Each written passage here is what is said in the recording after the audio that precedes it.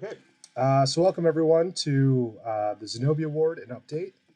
A few of us were talking about kind of where our games have gone since the Zenobia Award happened in 2021, so we wanted to give a talk about that. My name is Akar Bharadvaj, and I'm joined with some of my fellow Zenobia 2021 contestants, as well as Dr. Christian Hinz, who is leading up a lot of the efforts for the next round of Zenobia, which should come out later this year.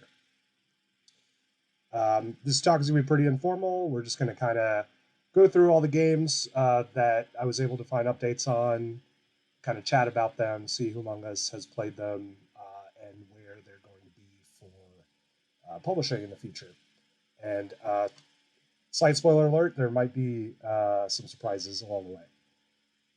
So, just a quick overview. I'm going to go through, do a quick overall update. Oh, hey, Felipe. Glad you found us. So we're going to go through an overall update on games from the first round of Zenobia, then give some game-by-game updates, and then give a quick preview of Zenobia 2, which, again, should be coming out later this year. And time permitting, hopefully we'll have some time for Q&A from the audience. So, quick summary. In 2021, a group of historical board game enthusiasts attempted an experiment. They tried to diversify the designer set of historical games, to broaden the subject matter of historical games, as well as to mentor and support a new group of upcoming designers. Over 9 months in 2021, starting in January and running until October, game designers went through a process of designing games and design games on a very rapid scale. They had 145 applications, out of which 86 people submitted concept proposals. And of that group, 46 people became semifinalists. And then finally, we had 8 finalists and 2 honorable mentions. And from there, we had top 3 awards. So, how did that go? Zenobia experiment proved a resounding success. And that's what we're here to talk about, is where things have gone since 15th October 2021. So, since then, 1 game has been published. At least 7 more have been announced officially for publishing, and many more are still progressing. So I know I've got a lot of questions about when my game is coming out, for instance. I'm sure some of you other designers have gotten similar questions. The process takes a very long time, so we ask that you please be patient. Also, several contestants have taken jobs in the gaming industry, which is pretty cool. And I think since 2021, I think a lot of historical gamers have kind of expanded their definition of what a historical game can be about. So that's the part I'm most excited about. You know, there's so many games about new topics that I don't think would have really come out maybe 5 years ago. So it's pretty exciting times. So I'm going to go game by game, and feel free if any of y'all have played any of these games, I'll open up for conversation, and we can chat about them. I've got a lot of games that we're going through, so it might go kind of quick, but you can feel free to pause and discuss anything. So the one published game to come out of Zenobia is Tindaya by Lolo Gonzalez. It was published by Red Mojo Games, or Mojo, I guess, in Spain in 2022. It's been localized with 9 other publishers. Sadly, it's not out in the United States yet, but it is a cooperative Eurogame based on the indigenous history and culture of the Canary Islands. And Lolo is currently working on expansion, which is very exciting. Now, I was super excited to see this. I went to PAX Unplugged last year, and I actually saw a copy there in person, and that was so exciting to see a Zenobia game live, and I managed to play it with a friend, and it was a lot of fun. I really enjoyed it. It's a lot more complex than some of the other cooperative games I've played, which I liked a lot. Is anyone else out there, have you played this, or do you have any thoughts about this game? I did back the Kickstarter, and but I haven't gotten to it quite yet. It's a beautiful product, though. Yes, it is. I love. There's little miniatures of different gods from the Canary Island indigenous people, so that it's really cool. It's a lot of fun. I highly recommend you pick it up if you see it. So that is the one published game. Now we'll go to games that are coming soon. First off, these are in alphabetical order by game title, by the way. First one is After the Last Sky. And I will let Sobi introduce himself and talk about his game a little bit. Excellent. Thanks, Akar. So I'm Sobi Youssef. Many of you have seen or heard from me in the past. I am not a full-time designer, but I did the Zenobia program to learn a lot more about design, which I did. Had some great mentors, including Morgane Goyot from that has done a couple GMT titles, and then also David Thompson.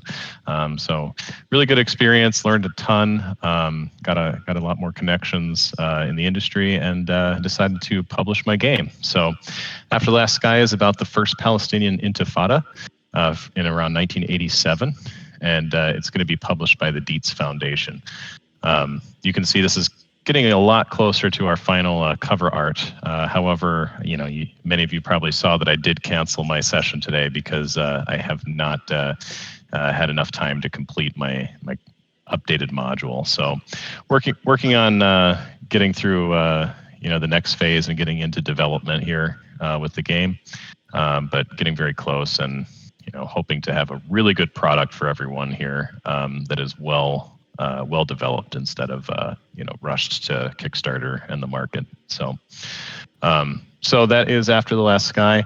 It is a 2-player card-driven game. It's not necessarily a war game. It's mostly about the civil unrest during the Intifada. So the Unified National League of the Uprising on the Palestinian side is one of the player factions you can run.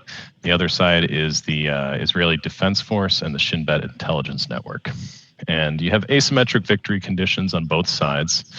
The Palestinians are looking to basically mobilize support from a population that is currently not mobilized. So a lot of the model here comes from Erica Chenoweth's Why Civil Resistance Works. And one of the awesome examples she uses in that book is the Intifada. So I really try to model that within the game.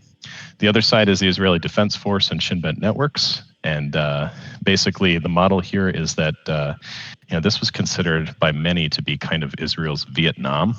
So a lot of people didn't want to be there that were in the armed forces. And there was it was a very stressful time for the IDF being stationed in the occupied territories. So you're essentially jailing population where 1 in 50 Palestinian men during this time were actually sent to prison, which is completely ridiculous, right? Yeah. And then you're also trying to basically police as a military force, because there was no police at the time in these territories effectively, which was a huge challenge. And then, of course, the Shin Bet intelligence networks are trying to essentially set up coercive networks in the occupied territories to flip support away from the Unified National League. So that is After the Last Sky in a nutshell. Akar, I'm sorry if I missed the bullet statements here. No, it's good. I think you touched on all this. The important part for everyone out there, it's slated for Kickstarter later this year, correct? Yep, that's right. Keep an eye out for more information. If you're interested in supporting playtesting, there is a post in the I believe it's the other Discord servers channel up top, so you can access that and jump in. I will be providing some updates as I go here. My plan is to again take a very methodical approach here instead of rushing this for Kickstarter. So I really want to make sure that this is a well-developed game and that we have some good testing behind it. So. Basically, Kickstarter was supposed to be Q1 this year. didn't happen due to this, and then I'm hoping that I can push this into Kickstarter sometime before the end of 2023. Of course, with the Dietz Foundation. That's awesome, Sophie. I'm super excited about this one. I studied modern Middle Eastern history, so this is right up my alley, and I managed to travel around the region in college, so I'm very excited about this. And this is some of the most incredible box art I've seen. Thank you. Yeah, I was super happy. This is from Hamza Mohammed, who's a Pakistani immigrant, lives in England. And my friend Dan Bullock actually sent me a link to his art, and when I saw this, I just knew it would be perfect for the box. So, what are some challenges you faced, either with continuing your designs at Zenobia or finding publishing? Yeah, great question. So I've been a little inactive over the past few months in the development process, largely due to my real job, where I work at a medical device company, commercializing or developing product. So that's been a little challenging to juggle those things. And then we also have a fifth kid on the way, due in October. So congratulations. Thank you. So things are going to get pretty spicy here, but I think it's actually also good to take a step back from some of these designs, and then reevaluate them at a later date, so you kind of see you can reevaluate what you were thinking, and I found plenty of gaps in some of my prototype designs by doing this. So I think going slow is better than rushing to market, that's for sure.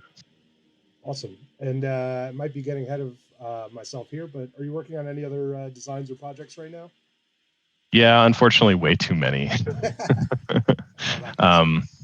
But I'd say the most important thing I'm working on is I'm supporting Damon Stone's project on the Haitian Revolution, which I think there might be a slide on this later that we can talk about that in a few minutes. So. Yeah. So working through supporting that, and then also I have a few other games in the hopper right now. Really excited about some of those concepts regarding the Middle East. One is on the Arab Spring that I really want to engage in a little more, but this design has to come first, as well as Damon's. Awesome, thanks, Obi. So next up we have Boriken, the Taino Resistance by Julio Inazario. This one is currently on the GMT Games P500 list. It's at 70%. So highly encourage you, if this sounds interesting to you, go to that link and put it in a pre-order. I'm super excited about this one. I'm going to say I'm super excited about pretty much every game on this list. So excuse me for being redundant, but this game's on the pre-Columbian history of present-day Puerto Rico. From the perspective of the indigenous people, the Taino. I think the thing that's really cool about this game is there's 3 different scenarios. So we have a competitive one that's pre-Columbus.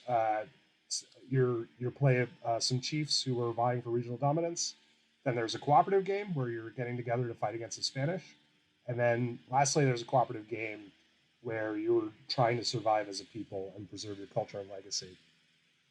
I think this is really awesome, just in terms of, recently there's been a new way that we talk about colonialism in games, and this sounds incredible to me, and especially, given some of the more controversial games about Puerto Rican history, I think this is excellent. And there's also, as GMT does, they put out a lot of developer notes on their newsletter, so if this sounds interesting to you, I highly recommend reading those. There's some awesome details about the development process there. Someone else been following this? Have any thoughts about this one? All right. I did not know it was a competitive game as well. So you're going to make me look back into this and maybe give GMT some money. Yes. And I think I believe Julio is working on some solitaire mechanics as well, if I remember correctly. So yeah, I'm super interested in this one. That's awesome. All right. Next up, we have Dutch Resistance: Orange Shall Overcome by Marcel Kohler. This one is it had a successful Kickstarter by Liberation Game Design, and it's set for publishing this year. So it's a pick up and deliver game on the Dutch resistance of World War II.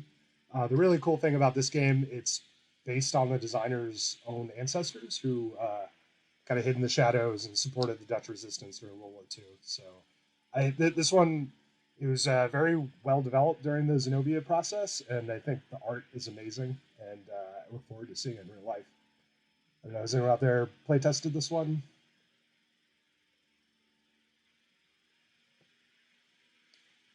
All right. Well, moving on, staying with the Dutch theme, although from a different perspective, we have Cartini from Darkness to Light. This one was just formally announced, I think, a couple weeks ago, and it's been developing super quickly. This is by Sharia Ayawandini, and this game is so awesome to me. It's about it's about women's education in 1800 and 1900 Indonesia, and how educating girls started a process that led to Indonesian liberation and the building of Indonesia as a modern nation state. And that's just so cool to me that someone made a game about this. That's so awesome.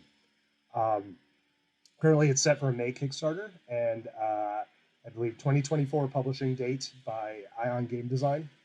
I know Ion has had a pretty big presence here. Sadly, I don't think Sharia could make it today, but I believe they're playtesting it currently on Discord. So if you're interested, that might be worth looking up. It's a medium lightweight Euro game with engine building mechanics. And each player, you manage a school for girls, and they graduate to be fighters, politicians, patrons, and teachers. Again, personal interest. I'm super interested in colonialism and new perspectives on this, and this is one that I haven't seen in gaming before. I'm very excited about it. There's also some development diaries on Board Game Geek, so I'd recommend subscribing to that page if you're interested, and hear some more about how this game's coming along. All right, next up we have Molly House by Joe Kelly. Oops, sorry, this got messed up a little bit. So unfortunately, Joe was supposed to be here today, but they couldn't make it because they're sick, unfortunately. And they're not the only ones who could not make it today because of sickness, sadly. But this game, very excited about this game. It's been signed by Whirligig Games, which I think is a great fit for this one. It's set for crowdfunding later this year and likely publication next year. For those who don't know, it's about players are trying to participate in underground queer clubs in 1720s London, and they're trying to maximize their joy while avoiding the police, essentially, the morality police.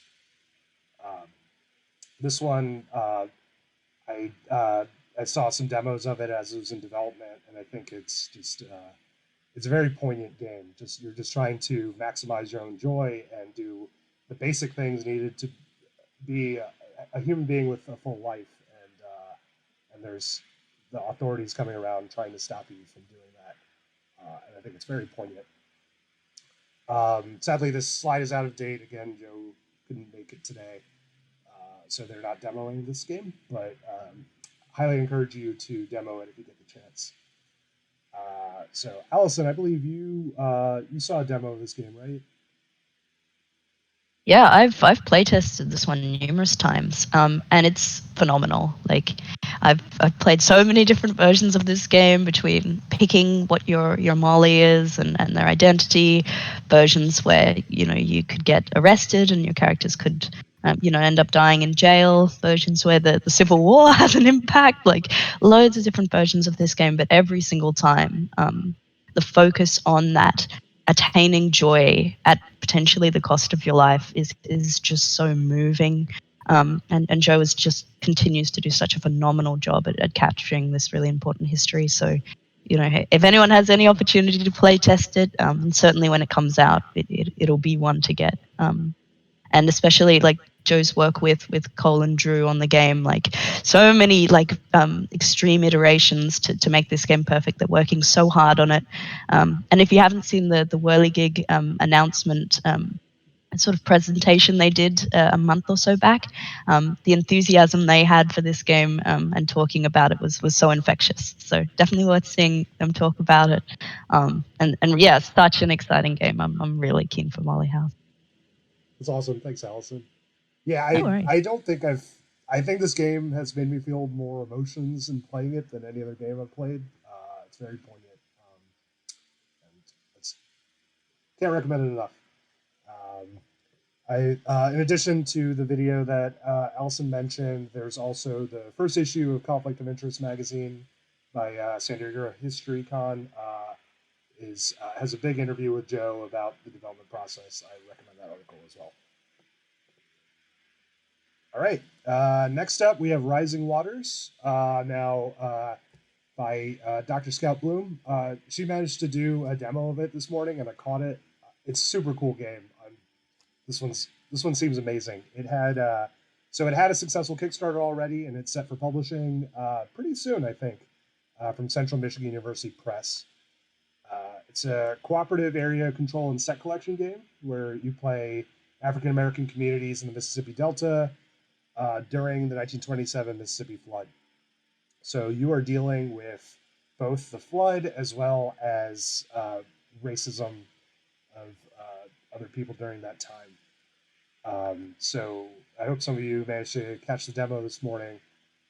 The thing that excites me most about this game is that it's actually peer reviewed. I don't think I've heard of a board game being peer reviewed before, so it's pretty cool. This game is advancing board games as an academically rigorous tool for education. That's pretty exciting. I know, Christiane, did you you saw this recently, right?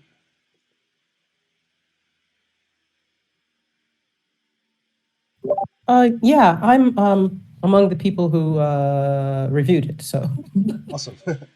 right. What was that process like? Well, it was very exciting, and it was nice to see a piece of research as sophisticated as Rising Waters. I mean, right down to the science of the hydrology is embedded in the map and in how the floods work.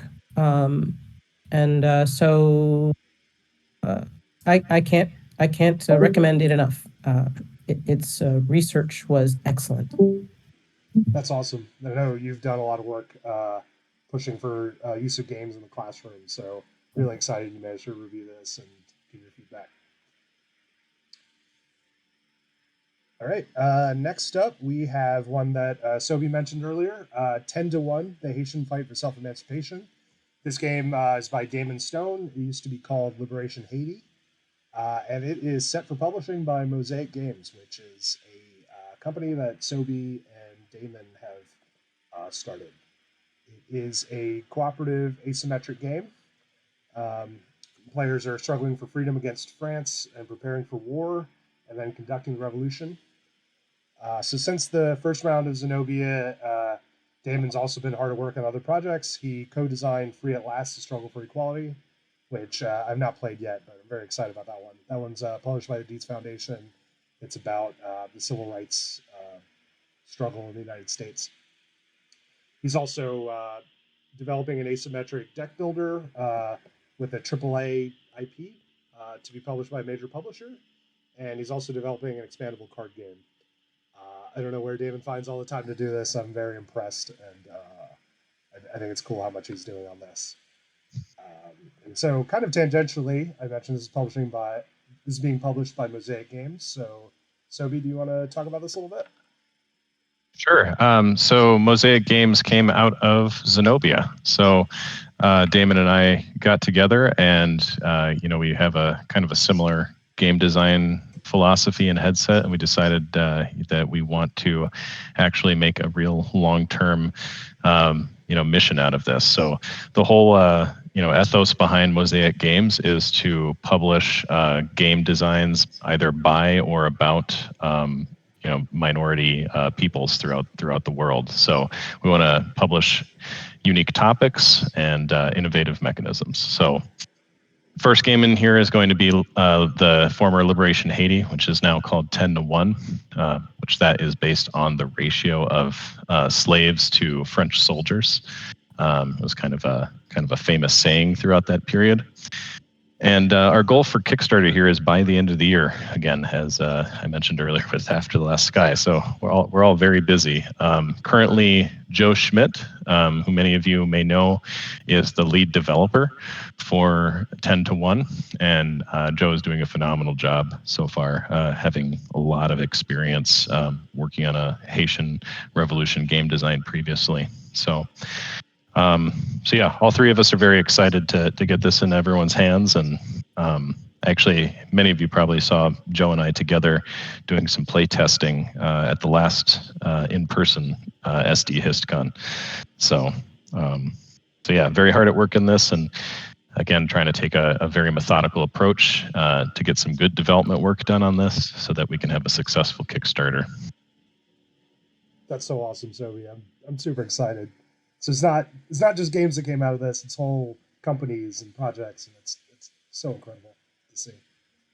Thank you. Yeah, we'll do what we can, and definitely keep us in mind for your designs in the future. Anyone in here, absolutely. Awesome. Thanks, Sophie. So that's all the games that we've had that have been formally announced for publishing. Wait a minute. What is this? I have something here. It's an SDHistCon exclusive announcement. I believe there's someone here who wants to announce a new game that is set for publishing. Oh my God, that'd be me. So, my game, Winye Kelsey, that was part of the Zenobia 21 group. I want to announce today that I've signed with WizKids and hoping to publish next year. So Winye Kelsey is all about understanding the historiography of Machu Picchu. So you play as historians, collecting evidence at the site and fighting for a particular interpretation of what Machu Picchu was, be it was Machu Picchu the lost city, was it a religious site, a military citadel, or was it a royal estate? So the game is not only about, publishing your evidence, building your influence in your particular interpretation, but also your particular school of thought. Are you narrow-minded in thinking it's one interpretation above the rest? Are you open-minded and an empiricist and thinking it could be multiple things? Or are you a popularizer that really wants to put yourself as a historian above what you're actually saying? And ultimately, you must contend with your influence versus the impact you've had on the site. So this game it's actually been signed for over a year now, but I got permission to tell you all today from WizKids. And yeah, we've been hard at work refining the game. WizKids are doing a phenomenal job. Like, I love the art there. So that's by South American artist Adria Alvarado. And yeah, she did a phenomenal job with it, and I love it. So yeah, we've been working really hard to get the game ready for publishing, hopefully next year. So yeah, I'm excited to tell you all about it. That's so awesome, Allison. Is there an estimate for when pre-orders are open? Not sure. Yeah, we're still, neck deep in the development process. So yeah, not too sure yet. But my understanding is there won't be a Kickstarter campaign. But yeah, it'll be advertised through WizKids when it will get released. Awesome. Can you tell us a little bit more about what you've done on the game since the Zenobia Award ended? Yeah, so a lot has been done on the game. Probably the most exciting thing is getting cultural consultants in on the game. So not only did they review the game completely, give some really good suggestions, but a team of about a dozen linguists were brought into the game at the suggestion of the cultural consultant to take all the primary evidence of the game, so actual physical primary source artifacts, and translate them all into Quechua. So yeah, there's been this big translation effort for the game by a huge team of linguists, and so that was a really cool addition and so exciting. Apart from that, it's been a lot of work getting the art, so all this custom art for all the artifacts and evidence of the game. From my end, a lot of playtesting and work to simplify the game, to make it a little less unwieldy as it was in the Zenobia contest. And yeah, it's been so wonderful working with WizKids. All the suggestions from Zev Slashender and the team have been just really wonderful, and yeah, it's been so exciting, this publishing journey so far. That's cool. That's so cool, Allison. It's so great to hear. And I love this art. It's so evocative. It's just, yeah, it's so great. So what are some of the challenges you faced as you continue to design, as you look for publishers, etc.? Yeah, so I think the biggest challenge has been that I I really tackled Zenobia like it was a marathon, but I tackled it like a sprint. So I was working on the design every single day and doing playtesting at 3 a.m. and working so hard with my mentors. And I reached the end of Zenobia, and then there was a lot of contact with publishers and figuring out the home for this game, and then finally signing. And sort of keeping up steam with this whole process has just been really hard. And I thought October when Zenobia was done, it's like, okay, I can have a break, and then it's like, oh no, we're doing publishing now, and keeping going. So sort of keeping pace with the game, I my body can't take it. So it's been really. That's been the challenge, and as much as I love the game, it's sort of keeping the enthusiasm over such a long time of, it needs more work, need to play test again and again and again. And it's like, when is it done? And, Volko's words of a game is never finished, it's only published. I'm like, yeah, but we haven't published yet. We're still going. So, that has been a real challenge to figure out how to do that. And how to keep going when you've been working so hard for so long. But recently working with getting some feedback and making some fairly big changes to the game has really re-energized my enthusiasm to keep going and keep pushing towards the finish line. So at the moment, super excited. That's awesome, Allison. Sounds like you could use a vacation, maybe to Peru or someplace like that. Oh my god, that would just be the best. Are there? It sounds like you're hard at work with unedited. Are you working on any other designs or projects right now? I wish I had the energy to do more projects, but no, it's just been unedited. It's out of work. But I was really fortunate that Zenobia and working on this game and putting it on my portfolio led to me now working in the games industry as my full-time job. It's in mobile games, so I'm a mobile game designer for my day job, and so I work with Halfbrick Studios.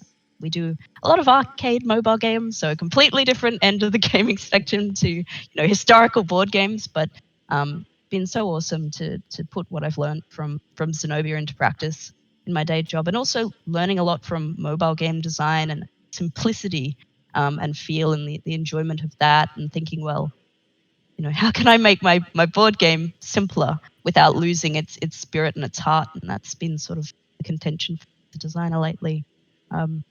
So yeah, I'm doing game design 24/7 basically on different projects. But hopefully you'll hear what I'm doing at Halfbrick at some point.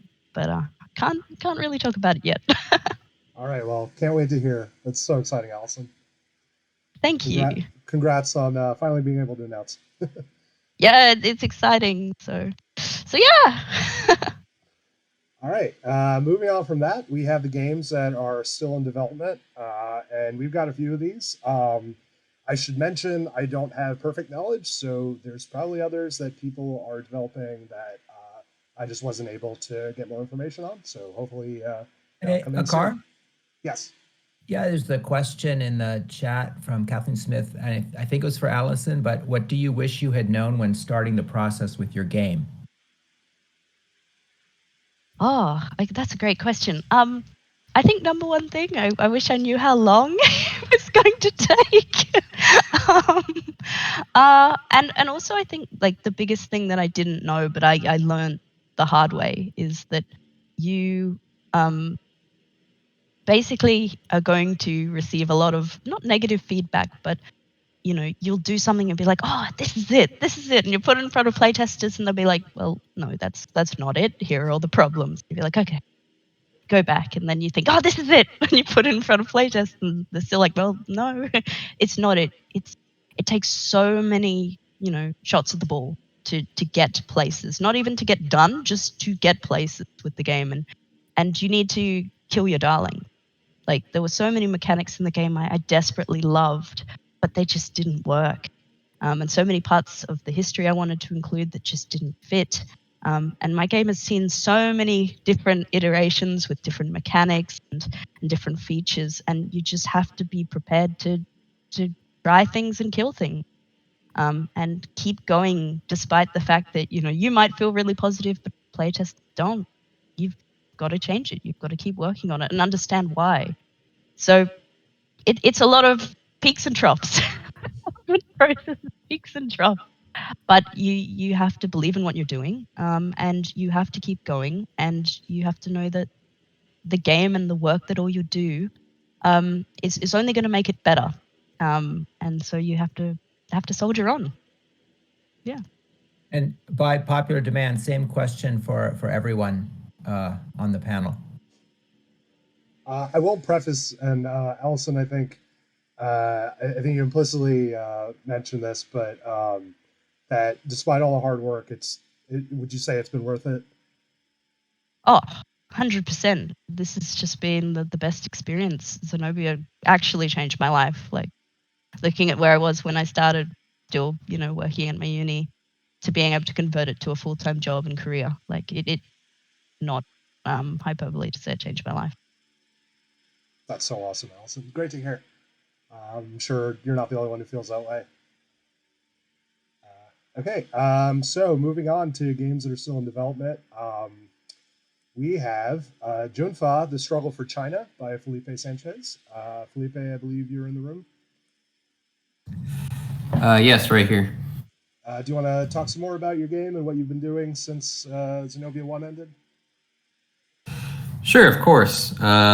So, Junfa, Struggle for China is a game that takes place during the Chinese warlord era of the 1910s and 20s and 30s. And you're in the game, you're playing various militarist factions and groups, basically vying for dominance of China. And yeah, it is a fun game, I think. But I started this game back in 2019, so a little bit before Zenobia started. But I definitely think Zenobia really kickstarted a lot of the real development that went into that game, making it a lot better, more fine-tuned. And that was definitely in part due to some of the feedback from working with the mentors and of course the feedback from the panel and the contest. But yeah, what really has happened is the game itself I've continued to develop and work on I've been really privileged and I guess happy to have been able to work with a local game designer group, which I'm a member of, the Game Designers of North Carolina. We have several members, one of whom is another name that was mentioned earlier today, Julio, the designer for Borican, the Puerto Rican game. He's another member of our little guild. Yeah, I've been able to test and develop it with them a lot the past year or two, and I'm really happy to say that it's definitely developed a lot since Zenobia. It's improved vastly. Yeah, I look back at like where the state it was in Zenobia was definitely not the state that I wanted it to be in, which is where it close to is being now. I guess you could say it's like when you're designing a game, it's kind of like there's like a linear graph, I guess, between time and like the development, how developed a game takes or gets to. And I believe the line, I guess, it can kind of just jump up. Like you see, the development really increases, but then it starts to plateau off. And I believe that's about the state where the game is about now, starting to plateau. So that's where now I feel it's really great because this is a great timing because I feel now that I'm at the point where I can really start demoing it and showing it to potential publishers and other people who are interested. Yeah. That's awesome, Felipe. I look forward to seeing where this game's gone since 2021. What's your? You said you're preparing this to show to publishers. Do you have like a timeline for that? Timeline, no formal timeline right now. I guess starting this year, probably. I just finished some critical playtests like last week. I really highlight some things that need to be changed, but definitely probably about this year I'll be starting to look out for publishers as well. That's awesome, and hope you know that the whole Zenobia community. Hopefully, you can get support from us and and I see. I'm looking at the slide. I was mentioning the new approaches to the main mechanic and game structure. There's sometimes little things change the game so much, in a good way. For me, is the main game structure making it essentially it's like a role selection. It's like the main round structure of the game, and that's really helped. I think with the design itself. There is the GDVNC website does have all of us designers and our games on there, so you can follow any progress or updates there. I can put that link in the chat in a second. But, that would be great. Yeah, I'm sure Julio would appreciate that too. But I would say, the main thing that I took away from Zenobia, I guess the main thing that's happened since Zenobia with this game that I find interesting is Zenobia was it was really cool because it was very history focused, and I really loved that. And I really got that historical lens to take a look at Junfa, which I appreciated, even into early stages. Because Junfa is interesting because it's kind of like a sandbox type game where, I mean, the games that I think it's most similar I think of games more like a Game of Thrones or War of the Ring or Star Wars Rebellion, where there's a historical period and setting, but you kind of play with it however you want. You can change the time, the narrative, can go very different. That's kind of like the vein of the kind of game it is. All the historicalness of it. I kind of try to make everything is feasible. Everything that is possible in the game does have historical precedent, but the same story won't be told over and over with this game. It's very because you can choose various different factions to play as. The faction count is different every time. That's awesome, Felipe. Look forward to seeing more. Thank you. Next up, we have The Season by Lauren Eno. Unfortunately, she couldn't make it either today. She's recovering from COVID, so she said her voice, she wouldn't have been comfortable speaking today.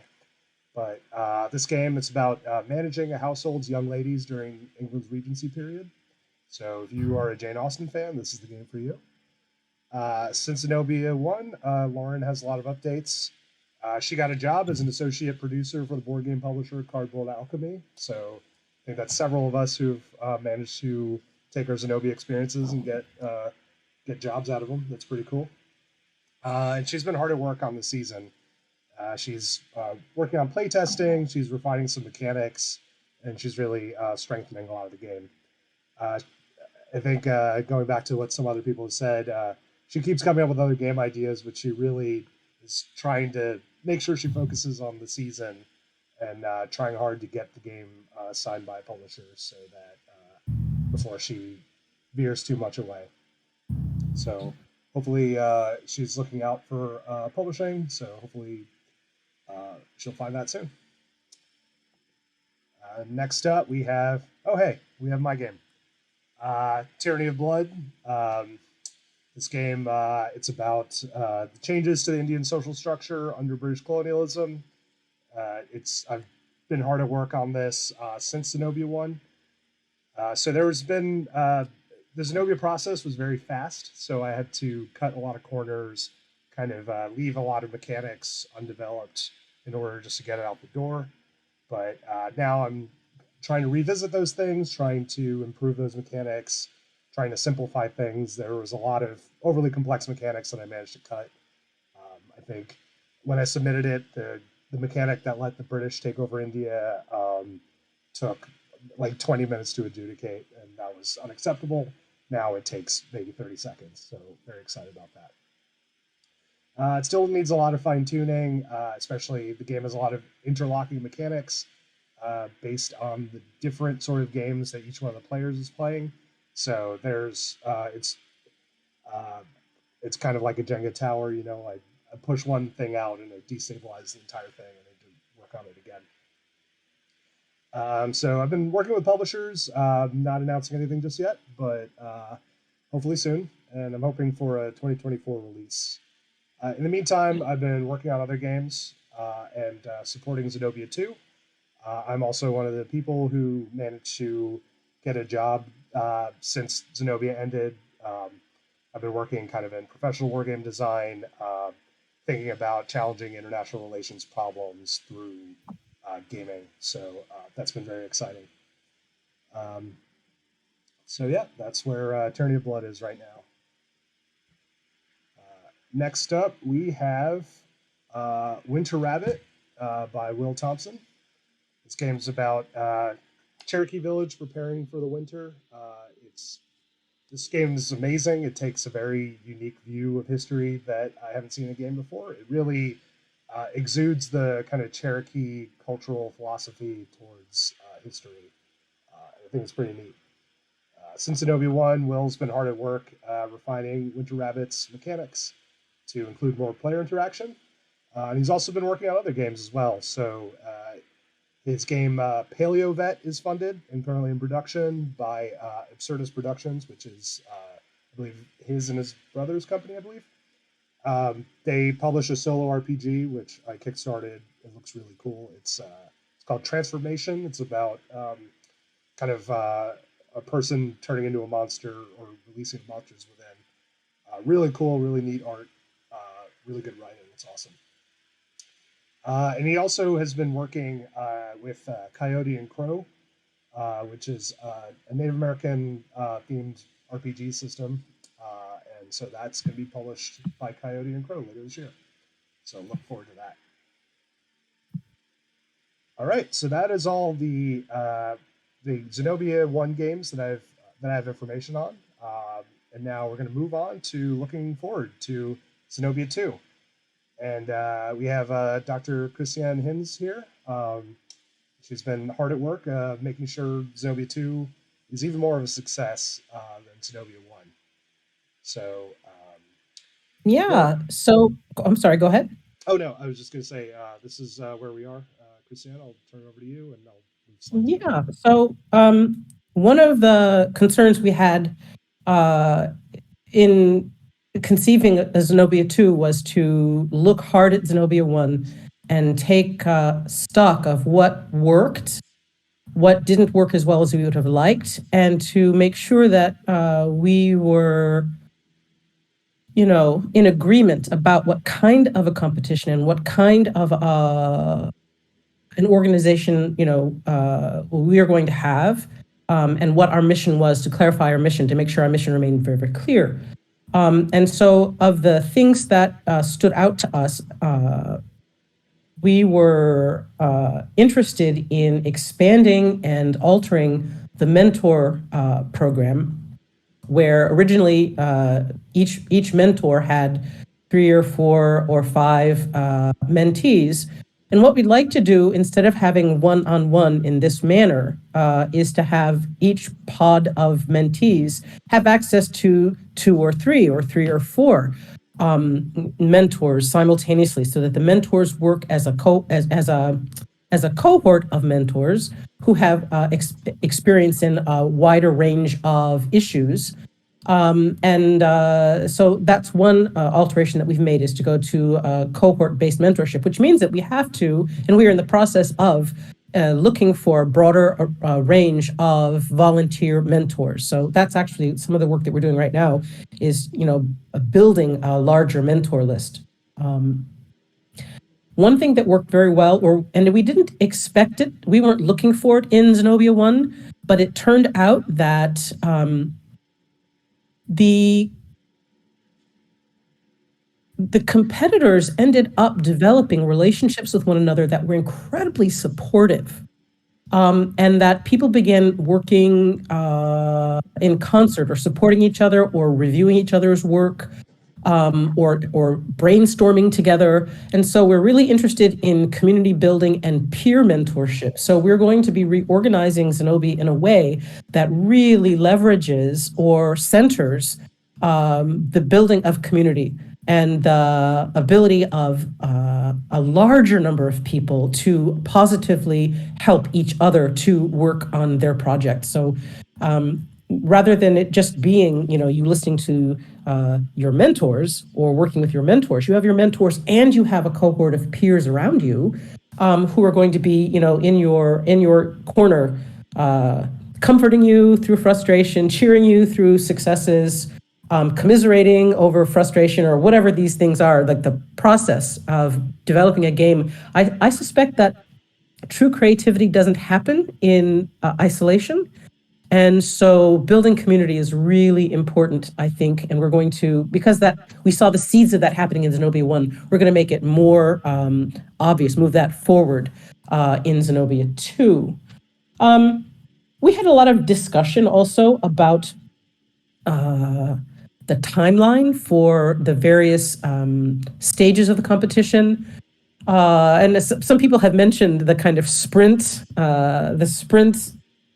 feeling of the competition, and we're going to tweak that a bit so that some aspects have more time, some aspects have less time, so that it will allow people in a different range of development, where they are in their process and where their skills are, to be less traumatized by the intense speed of Zenobia 1.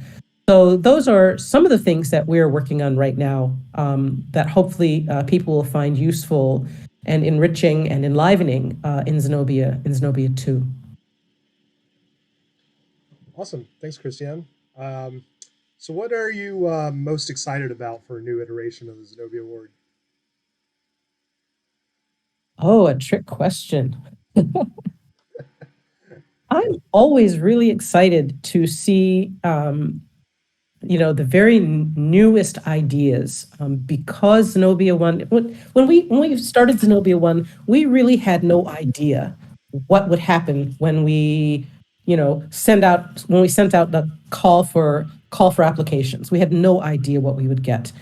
And I'm looking very much forward to Zenobia having already established a kind of presence and a kind of reputation that will bring even more applicants to the process. So I'm very excited to see the new projects that people are going to bring now that they know that Zenobia is here, and hopefully they've had some chance to work towards being ready to apply for the Zenobia competition. So that's really what I'm looking forward to, seeing the new cohort and what they're working on.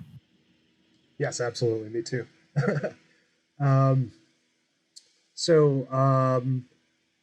You mentioned kind of changing things based on to improve the aspects of community and so forth. What sort of reactions have you gotten about Zenobia 1 and that fed into those decisions? I'm sorry, I couldn't quite hear you. What reactions have we had about Zenobia 1? Yes. Well, the feedback that we got was by and large positive. There were some very specific concerns about the mentorship aspect of it. There were some very specific concerns about the prize, the nature of the prizes. There were some specific concerns. I think those are probably the most intense ones. There were some specific concerns about what it means to be a marginalized person. So those were the issues that we really wrestled with when we were reconceiving, and we're still in the process of reconceiving and restructuring it, what we're planning on doing. But yeah, I mean, I would think that overall, the outcome was very positive. But people did have some specific concerns about the things that I've mentioned, though. Awesome. It sounds like there's a good plan in place to address some of these concerns. Awesome. So with that, Christian, there are a couple of questions in chat. Oh, okay. Oh, can someone read them to me? I'm not in. Sure. So Okay. Kathleen asks, is there a way to support Zenobia donating funds, etc.? Oh, there very well could be, but at this point, that has not been set up. So we've been thinking more about the structure of the competition. Then we've been thinking about the financial aspects of the competition. That's something that we will sort out eventually. If you are interested in being a supporter, a Zenobia supporter, you can contact me via Twitter at XP. Well, I can put this in the chat. Let's see. Let me see if I can find the chat. Let me put this in the chat. Yep, just go to a card text Yeah, right above. here it is. Right. So this is a good place to find me, to get in touch with me. And then I can put you on a list or be sure to be in touch with you the minute I find out, to quote Homer Simpson, I think, take my money. I'll quit talking and I'll take your money. But we're working that out because the money management is actually more complex than you would think for an organization that's made entirely of volunteers. Yeah.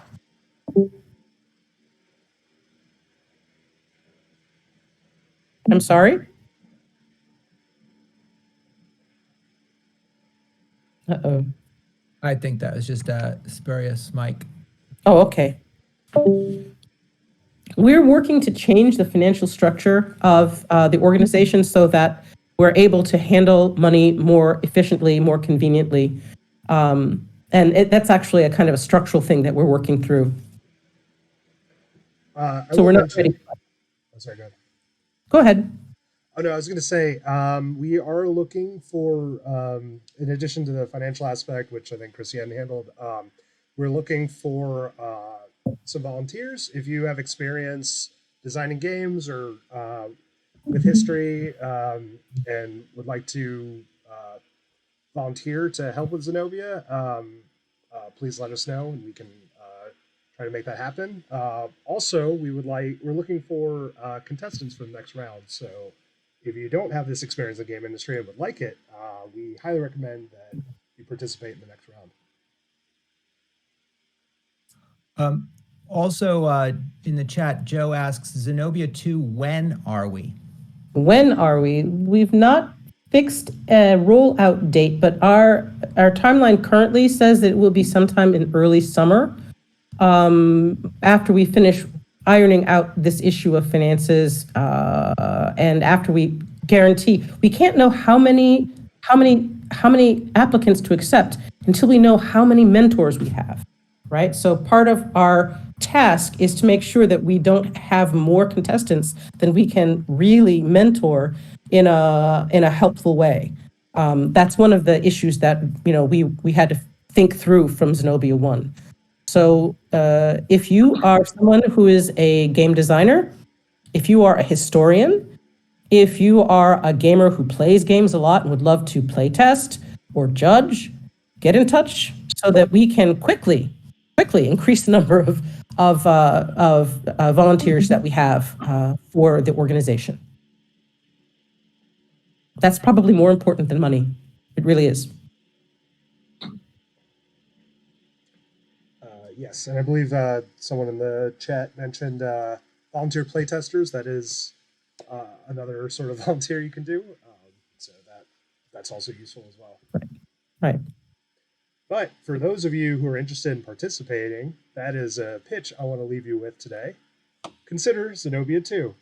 As Christiane mentioned, we're still trying to figure out specifically what time frame we're looking at, but it's not too early to start thinking about it. So we're looking for new contestants. As you've heard from the panel, Zenobia 1 was hugely successful. It's gotten so many people excited about games, excited about new topics for games. It's even gotten some of us jobs. I think Allison said it was life-changing. I would wholeheartedly agree with that. I think it's been life-changing for several people. So if you are from an underrepresented group and have an idea for a historical game on a unique topic, we encourage you to apply. And the time frame is super tight, as we've mentioned. So if you are sort of interested and you're not sure just yet, I would recommend starting with background research, because I did not do that until after I was already involved in the project, and I ran out of time very fast. So any sort of front loading you can do, reading books, taking notes, etc., before the contest even begins, I'm in a session right now. much better space for it. So I'm going to open it up to other contestants. Do you have any recommendations for what you would say to somebody who's considering entering Zenobia 2? You don't have to make the bet just to be.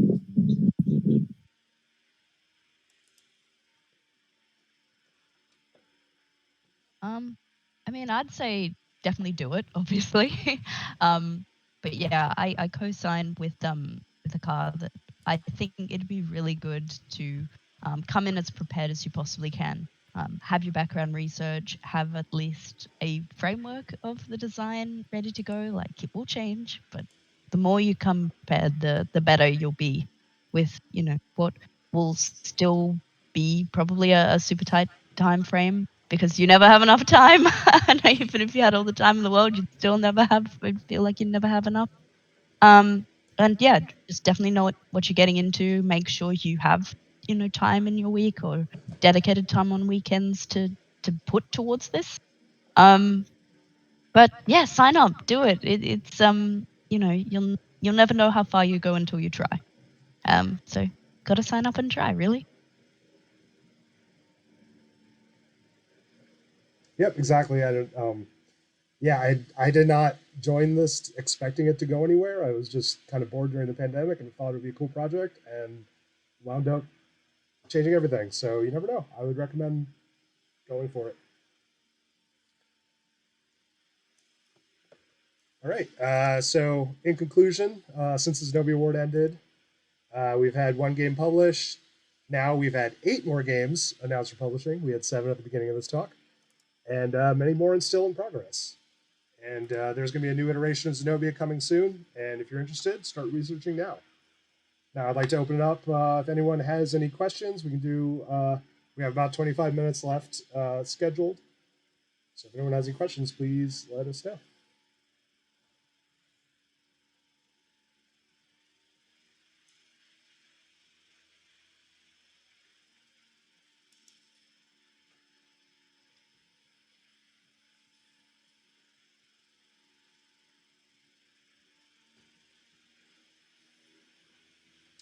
All right.